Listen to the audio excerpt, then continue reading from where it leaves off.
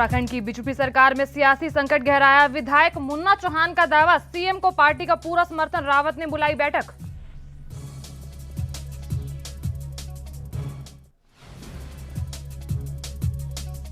और पश्चिम बंगाल विधानसभा चुनाव, आज नंदीग्राम पहुंचेगी ममता बनर्जी। कल दाखिल कर सकती हैं नामांकन।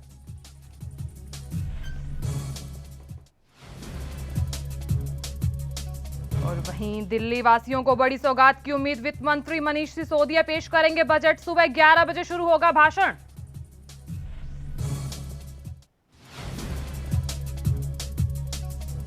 कोलकाता में एक बिल्डिंग की 13वीं मंजिल पर लगी आग। हादसे में 9 लोगों की मौत। घटना की उच्च स्तरीय जांच के आदेश। मृतक के परिजनों को 10-10 लाख रुपए का मुआवजा।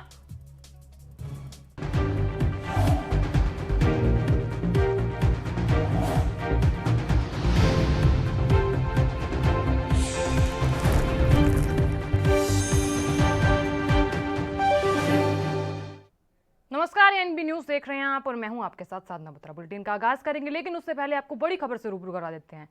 इस वक्त की बड़ी खबर दिल्ली से है। आज विधानसभा बजट पेश होगा। दिल्ली वासियों की सौगात की उम्मीद जताई जा रही है। इस वक्त की बड़ी खबर, वित्त मंत्री मनीष सिसोदिया पेश करेंगे बजट और सुबह 11 बजे भाषण शुरू होगा। तो बड़ी खबर इस वक्त की, लगातार 7वीं बार वित्त मंत्री मनीष सिसोदिया आम बजट पेश करेंगे। इस वक्त की बड़ी खबर दिल्ली से है। विधानसभा में पहली बार पेश होगा डिजिटल बजट। वहीं आज दिल्ली वासियों को बड़ी उम्मीद है। तो दिल्ली सरकार आज अपना पहला डिजिटल बजट पेश करने जा रही है। डिप्टी और वित्त मंत्री मनीष सिसोदिया विधानसभा में सुबह 11 बजे बजट पेश करेंगे। तो वहीं कोरोना महामारी को देखते हुए बजट दस्तावेज और डिजिटल फॉर्म में होगा। जानकारी दे दें, इस बार बजट की थीम देशभक्ति पर आधारित होगी और इसमें महामारी के मौजूदा दौर में दिल्ली के विकास का खाका पेश किया जाएगा। वहीं अधिकारियों का कहना है कि कोरोना महामारी को देखते हुए दिल्ली सरकार ने बजट कॉपी की छपाई न करवाने का फैसला किया है और इसकी जगह पूरा बजट डिजिटल फॉर्मेट में होगा। तो वहीं जानकारी ये भी दे दें कि सदन में बजट पेश होने के बाद लोगों का तुरंत बजट का कॉपी सॉफ्ट फॉर्मेट उपलब्ध होगी। वहीं इस खबर पर अधिक जानकारी के लिए राजीव तिवारी हमारे साथ जुड़े। राजीव, आपसे जानना चाहेंगे, आज दिल्ली में बजट पेश होगा, क्या कुछ जानकारी? देखिए, जिस तरीके से आज बजट पेश किया जाएगा तो कहीं ना कहीं हंगामे के आसार जरूर है। अगर इस तरीके से बात करें बजट की, तो बजट के लिए कहीं ना कहीं जो जनता की उम्मीदें हैं वो देखना होगा कितने बजट के अंदर पूरी हो पाती है। मगर जिस तरीके से लगातार कहीं ना कहीं बजट पेश किया जाएगा, पहले भी जो निर्मला सीतारमण के द्वारा बजट पेश किया जाता है उसके अंदर भी कहीं ना कहीं जनता के लिए कोई राहत नहीं हो पाई थी। मगर देखना होगा आज जो बजट पेश किया जाएगा उसके अंदर जनता के लिए कितनी बड़ी राहत दी जा सकती है। जी राजीव, उम्मीद जताई जा रही है कि कोविड महामारी के बाद कोरोना टीकाकरण का ऐलान हो सकता है, इसको क्या कुछ जानकारी चल रही है? देखिए, बिल्कुल जिस तरीके से बात करें कोरोना काल की, तो कोरोना काल के अंदर जो स्थिति बिगड़ी थी उसको कहीं ना कहीं संभालने के लिए अब सरकारें आगे आ चुकी हैं। मगर जिस तरीके से बात करें आज की, तो आज के बजट के अंदर भी यही देखना होगा कोरोना स्थिति को संभालने के लिए कितनी बड़ी कार्रवाई की जाती है, या फिर जो कोरोना वैक्सीन को लेकर जो अभी तक बजट है कि वो कितना होगा, कैसे होगा, ये सारी चीजें अब उसके बजट के अंदर से देखा जाएगा। मगर ये बजट जो है वो डिजिटल माध्यम के द्वारा किया जाएगा और कहीं ना कहीं कोशिश यही की जाएगी जनता को इससे राहत मिल सके। मगर देखना होगा। राजीव, आपसे जानना चाहेंगे कि सरकार शिक्षा और स्वास्थ्य के अलावा कौन सी बड़ी घोषणाएं कर सकती है आज? देखिए, इस बजट के अंदर काफी बड़ी घोषणाएं जरूर हो सकती है, चाहे वो शिक्षा के क्षेत्र में हो या फिर कोरोना के क्षेत्र में हो या फिर कहे वैक्सीन के क्षेत्र में हो। बड़ी घोषणाएं जरूर हो सकती है, मगर देखना होगा वो बड़ी घोषणाएं कितनी जनता तक फायदा दे सकती हैं, ये जरूर मद्देनजर रखना होगा। मगर जिस तरीके से बात करें विपक्ष की, तो विपक्ष भी लगातार कहीं ना कहीं सरकार के बजट सत्र को आज घेरने की कोशिश करेगा, यहाँ तक कि पूरा हंगामे के पूरे आधार है। और जिस तरीके से लगातार कहीं ना कहीं बजट सत्र का जो पहला दिन था उसके अंदर भी कहीं ना कहीं कोशिश यही की गई थी, विपक्ष की तरफ से लगातार हमला किया गया था, सरकार को घेरने की कोशिश की गई थी। यहाँ तक कि पेट्रोल डीजल के जो मुद्दे थे, यानी कि महंगाई को लेकर, उन पर भी कहीं ना कहीं सवालिया निशान खड़े कराए गए। तो देखना होगा इस बजट से कितनी राहत मिल पाती है जनता को, क्योंकि महंगाई बिल्कुल बढ़ चुकी है कोरोना काल की। बहुत बहुत शुक्रिया तमाम जानकारी देने के लिए और ताजा अपडेट साझा करने के लिए।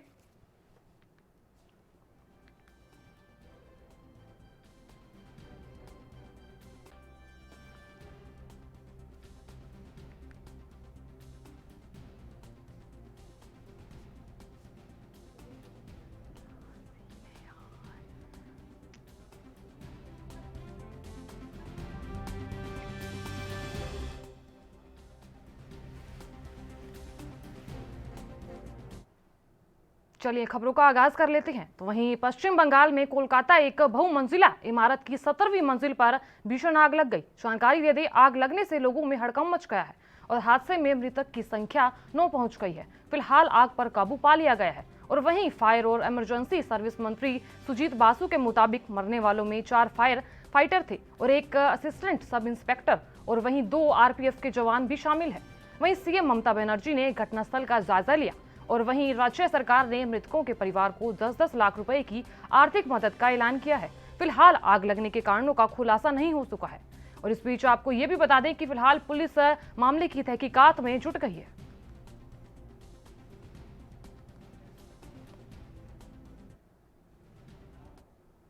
वहीं उत्तराखंड में बीते 3 दिनों से जारी सियासी बवंडर के कारण उत्पन्न सस्पेंस को भाजपा केंद्रीय नेतृत्व में फिलहाल खत्म कर दिया है। राज्य में फिलहाल न तो कोई नेतृत्व परिवर्तन होगा और न ही विधायक दल की बैठक ही बुलाई जाएगी। और जानकारी देते, पार्टी नेतृत्व में इस मुद्दे पर गहन मंथन के बाद फैसला करने और मंत्रिमंडल विस्तार के जरिए विवाद को खत्म करने का विकल्प भी आजमाने का संकेत दिया है। राज्य में जारी सियासी उठापटक पर राजधानी में दिन भर बैठकों का दौर जारी रहा। और इस बीच जानकारी दे दें, केंद्रीय नेतृत्व ने मुख्यमंत्री त्रिवेंद्र सिंह रावत को अचानक दिल्ली तलब कर प्रदेश की सियासी धड़कन बढ़ा दी गई है। और इस बीच संसद भवन में पार्टी अध्यक्ष जेपी नड्डा और गृह मंत्री के साथ संगठन महासचिव बीएल संतोष की पर्यवेक्षक डॉक्टर रमन सिंह और प्रभारी दुष्यंत गौतम की रिपोर्ट पर मैराथन बैठक हुई। और इस दौरान संसद भवन में पीएम मोदी भी मौजूद रहे। जानकारी दे दें, सीएम बिना किसी तय कार्यक्रम के राज्यसभा सांसद अनिल बलूनी से मिलने पहुंचे। वहीं बलूनी के साथ 1 घंटे की बैठक के बाद सीएम की नड्डा के साथ 2 घंटे की बैठक हुई और फिर सीएम ने मीडिया को बातचीत के लिए बुलाया।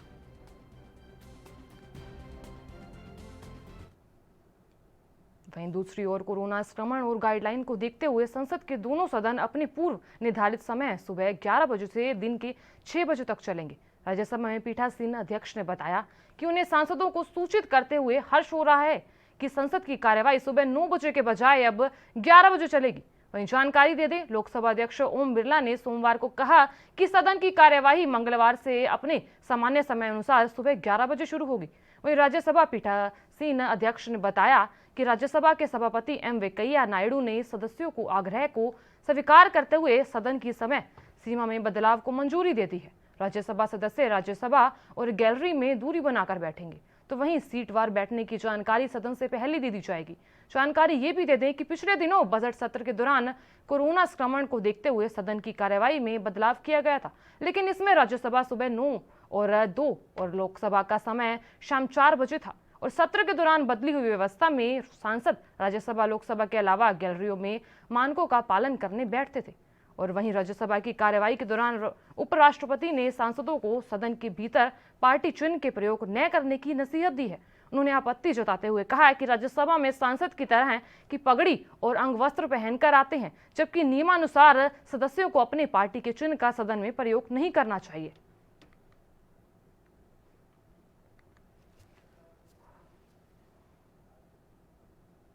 कांग्रेस के पूर्व अध्यक्ष राहुल गांधी ने सोमवार को कहा कि ज्योतिरादित्य सिंधिया बीजेपी में रहकर कभी मुख्यमंत्री नहीं बनेंगे और उन्हें लौटकर कांग्रेस में आना होगा। जानकारी के मुताबिक राहुल ने ये टिप्पणी भारतीय युवा कांग्रेस की राष्ट्रीय कार्यकारिणी की बैठक में की। और एक सूत्र ने बताया कि राहुल गांधी ने बैठक में कहा कि मैंने सिंधिया से कहा था कि आप मेहनत करिए, एक दिन मुख्यमंत्री जरूर बनेंगे। वहीं कांग्रेस नेता ने कटाक्ष करते हुए कहा कि सिंधिया बीजेपी में बैंक बेंचर है। और इस बीच सूत्रों के अनुसार राहुल गांधी ने कहा कि आप लोग लिखकर ले लीजिए कि वो बीजेपी में कभी मुख्यमंत्री नहीं बनेंगे, उन्हें यहां वापस आना ही होगा।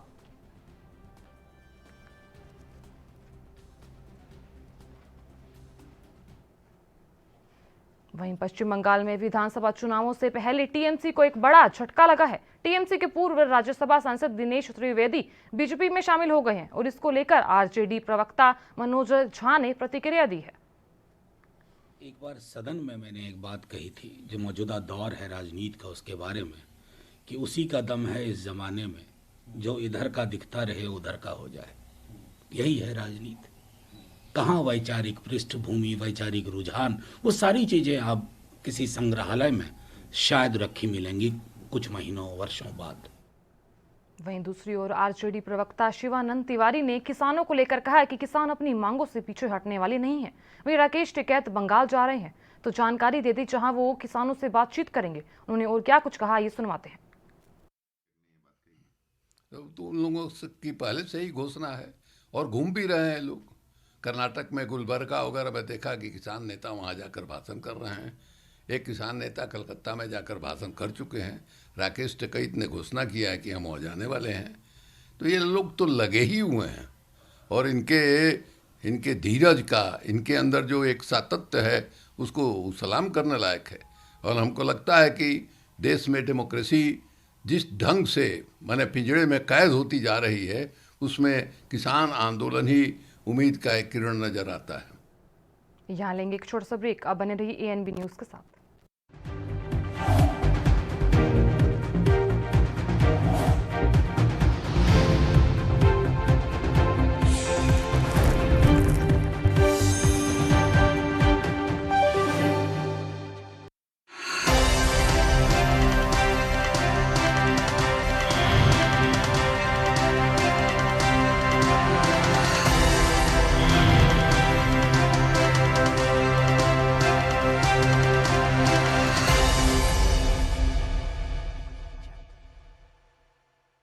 कम ब्रेक और ज्यादा खबरों के साथ देखिए ANB news in channel number पर।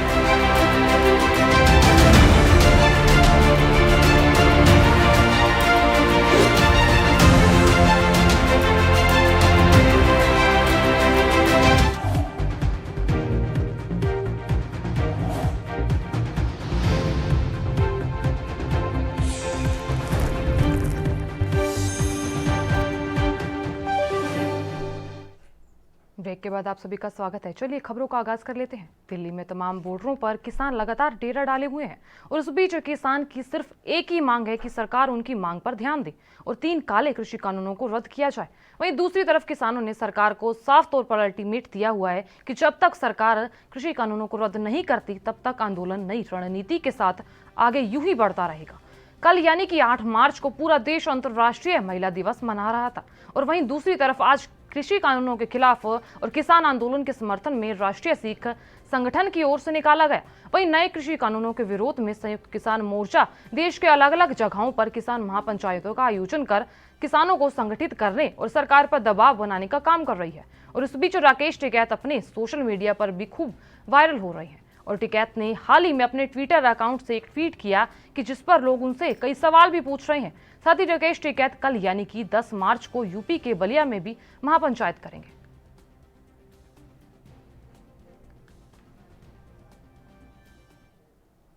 दिल्ली टूरिज्म विभाग के अंतर्गत कार्यरत सैकड़ों कर्मचारियों ने कई महीने की सैलरी न मिलने से नाराज होकर टूरिज्म विभाग के दफ्तर के पास धरना प्रदर्शन किया। लोगों का कहना है यहाँ कि 3 महीने से सैलरी नहीं मिलने से घर चलाना मुश्किल हो गया है। वहीं कर्मचारियों का यहाँ कहना है कि वो पिछले 20 सालों से वहाँ नौकरी कर रहे हैं, लेकिन कभी ऐसा नहीं हुआ कि 3 महीने तक सैलरी ना मिले। वहीं कर्मचारियों ने दिल्ली सरकार पर भी तंज कसा है और कहा है कि हम ठेकेदार के अंतर्गत काम कर रहे हैं, ना तो हमें पक्का किया गया है और ना ही ठेकेदार लगातार हमारा शोषण भी कर रहे हैं। और इसीलिए सरकार के खिलाफ नारेबाजी करते हुए कर्मचारियों ने साफ तौर पर कहा है कि ठेकेदारी प्रथा बंद करो और हमें पक्का करो।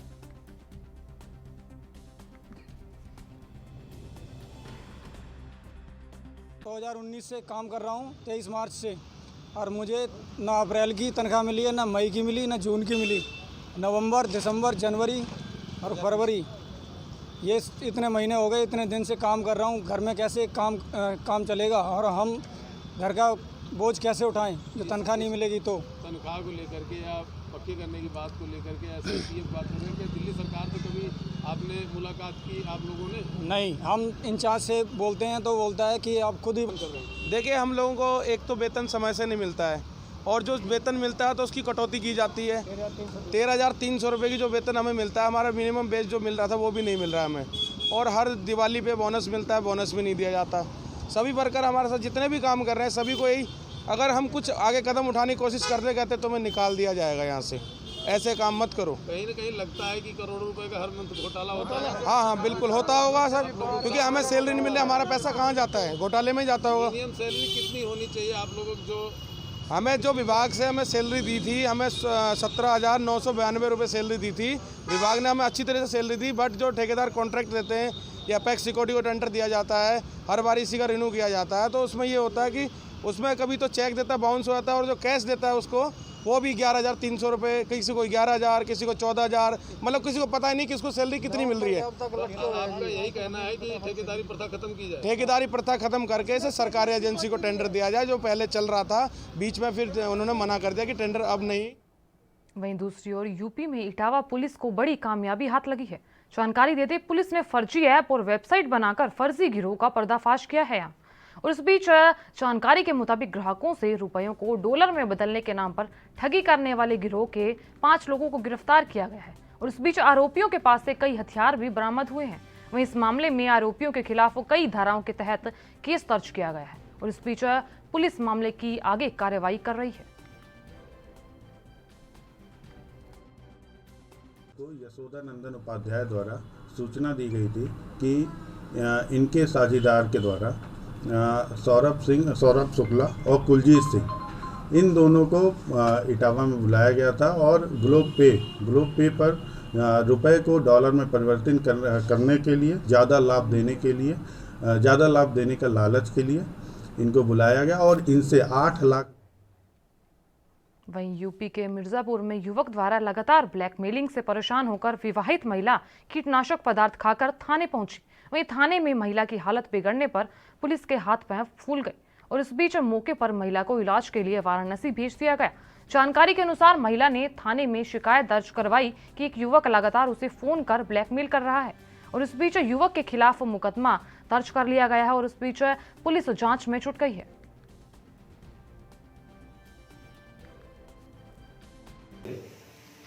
वो उन्होंने कल 1090 पे एक शिकायत की थी कि कोई हिमांशु देव नाम का लड़का हमें ब्लैकमेल करता है। और जब इस शिकायत के आधार पे जो हल्का इंचार्ज है रामायण तिवारी, उन्होंने इन महिला को फ़ोन किया। उसके बाद ही महिलाएं से जब कहा कि मैं आपके पास आके आपकी समस्या सुनना चाहता हूँ, उन्होंने महिला ने कहा कि मैं अपने पति और अपने पिताजी को लेकर थाने आती हूँ। तो कल ये लोग थाने आए थे। थाने आने के बाद जब इनसे बात हुई तो उन्होंने कहा कि जो लड़का हमें परेशान करता है वो बहुत नज़दीकी रिश्तेदार है, इनके भाई, सगे भाई का चचेरा। चलिए आपको बड़ी खबर से रूबरू करवा देते हैं। इस वक्त की बड़ी खबर चंडीगढ़ से आ रही है। बता दें आपको कि चंडीगढ़ मनी लॉन्ड्रिंग का मामला सामने आया है। बड़ी खबर इस वक्त की, विधायक सुखपाल सिंह खेरा के घर छापा मारा गया है। बड़ी खबर इस वक्त की चंडीगढ़ से है। तमाम दर्शकों के सामने इस वक्त की बड़ी खबर, विधायक सुखपाल के घर ईडी ने छापेमारी की है। पंजाब एकता पार्टी के विधायक सुखपाल सिंह बताए जा रहे हैं। तो इस वक्त की बड़ी खबर चंडीगढ़ से है, जहां मनी लॉन्ड्रिंग का मामला सामने आया है। इस वक्त की बड़ी खबर, विधायक सुखपाल सिंह खेरा के घर छापेमारी की गई है। बड़ी खबर इस वक्त की चंडीगढ़ से है, जहां ईडी ने विधायक के घर छापेमारी की है। तमाम दर्शकों के सामने इस वक्त की बड़ी खबर। एएनबी न्यूज लगातार आपको बड़ी खबर से रूबरू करवा रहा है। चंडीगढ़ मनी लॉन्ड्रिंग का मामला यहां सामने आया है, जहां विधायक के घर छापेमारी की गई है। विधायक सुखपाल सिंह खेरा के घर ईडी ने छापेमारी की है। तो वहीं इस वक्त की बड़ी खबर, विधायक सुखपाल के घर ईडी ने छापेमारी की है। और जानकारी दे दे, पंजाब एकता पार्टी के विधायक है सुखपाल सिंह। तमाम दर्शकों के सामने इस वक्त की बड़ी खबर। एएनबी न्यूज लगातार आपको बड़ी खबर से रूबरू करवा रहा है। विधायक सुखपाल सिंह खेरा के घर छापेमारी की है। विधायक सुखपाल के घर पर ईडी ने छापेमारी की है। वहीं ये पूरा मामला मनी लॉन्ड्रिंग का बताया जा रहा है। बड़ी खबर इस वक्त की चंडीगढ़ से है। तमाम दर्शक अपनी टीवी स्क्रीन पर ये बड़ी खबर देख पा रहे हैं। विधायक सुखपाल सिंह खेरा के घर छापेमारी की गई है। तो इस वक्त की बड़ी खबर आप अपनी टीवी स्क्रीन पर साफ तौर पर देख पा रहे हैं, जहां पंजाब एकता पार्टी के विधायक सुखपाल सिंह के घर ईडी ने छापेमारी की है।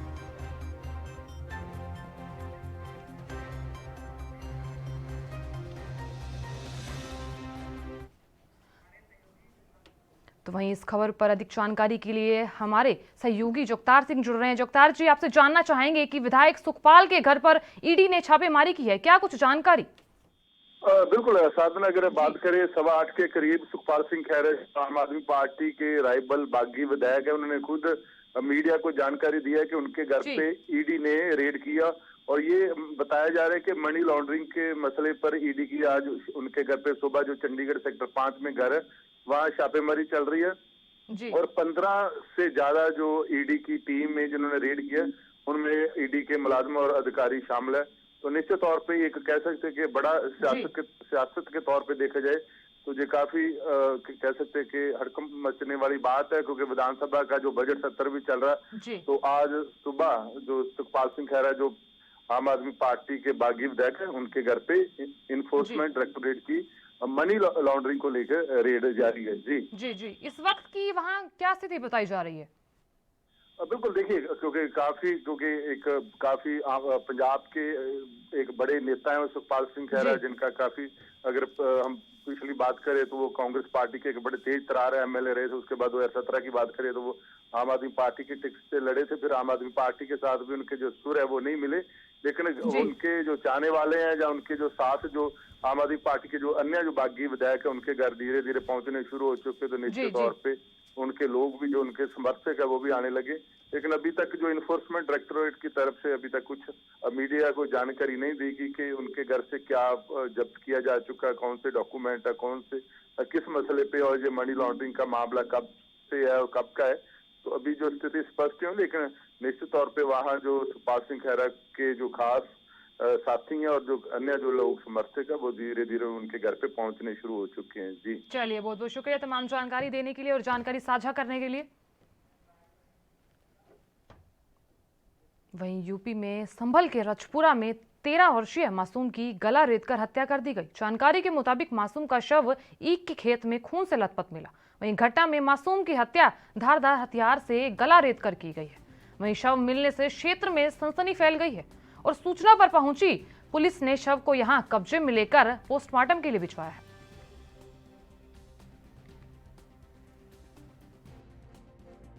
रजपुरा क्षेत्र में गवा में गन्ने के खेत में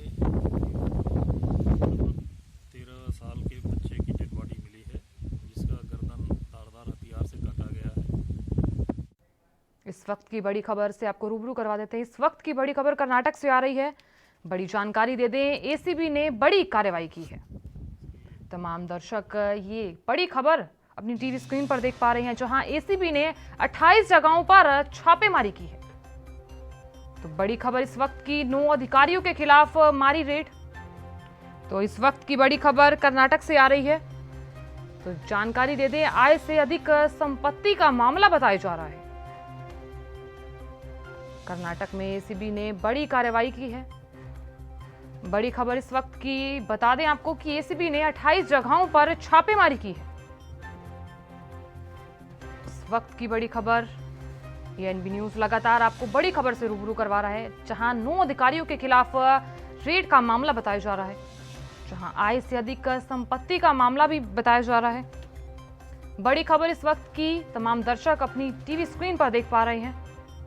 कर्नाटक में एसीबी ने बड़ी कार्रवाई की है, जहां एसीबी ने 28 जगहों पर छापेमारी की है।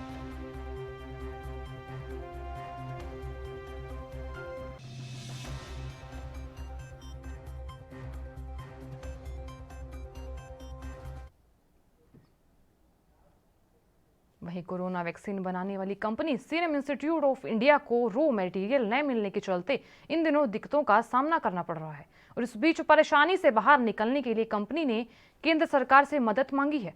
और इस बीच ये भी जानकारी दे दें, अमेरिका से जरूरी रॉ मटेरियल का इंपोर्ट कराने की अपील की गई है। कॉमर्स सेक्रेटरी अनूप वधावन और विदेश सचिव हर्षवर्धन श्रृंखला को पुणे स्थित SII में सरकार और रेगुलेटरी अफेयर्स के डायरेक्टर प्रकाश कुमार सिंह ने एक चिट्ठी लिखते हुए कहा कि अमेरिकी सरकार ने डिफेंस प्रोडक्शन एक्ट लागू किया है और जिसके कारण कंपनी को वैक्सीन बनाने में जरूरी प्रोडक्ट्स जैसे raw material, single use tubing assembly और स्पेशल केमिकल अमेरिका से इंपोर्ट करने में मुश्किलें हो रही हैं।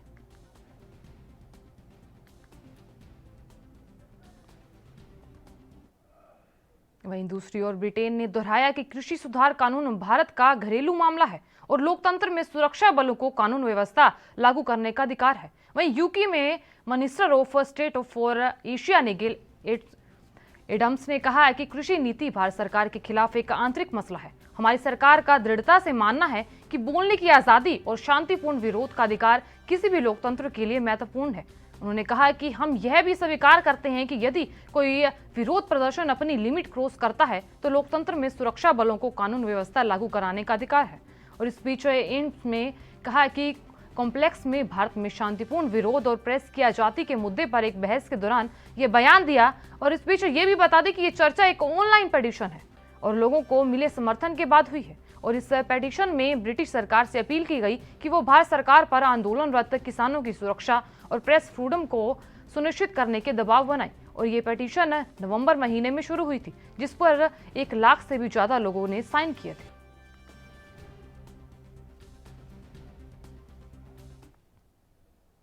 फिलहाल के लिए इस बुलेटिन में इतना ही। आप देखते रहिए ANB न्यूज। नमस्कार।